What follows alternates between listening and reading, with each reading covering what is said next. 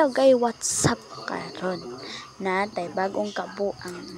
So, ato tang tilawan sa tumbana ang parat ka asin. So, parat man ginang asin. So, di ta magsaba kay naa sa sala na nag-TV. So, ako din sa kusina nagkalinga og prank. Ang sakabang sa gutom na so mag-prank sa takadjut. Bitaw oy. Agal ba di ta basi masuko ba? So nagpila ko ka-attempt na ni kay nakita niyang asin kay wala natunaw. So ako sang gitunaw ang asin no.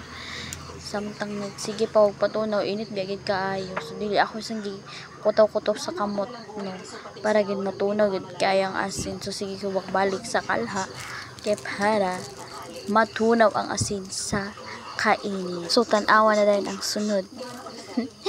Kamo na mag-judge. Dili di ay ito. Ayaw pang judge ha. Pang content run ni ang tanan. Ano, 5 taon? Ewan ko, hindi ko alam. Posible, siguro. Ball strike yun, di ba? Teka lang ha. Pero ang haharapin ko ngayon.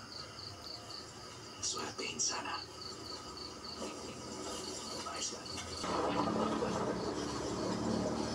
Bilis na! Bunti siya nung pinakawalan siya sa lawa. Ilal ba init lagi? Ate Marcon, Init ra ba kay ni? gumero. But yeah. Ingumit ako sa imo na. Barat. No.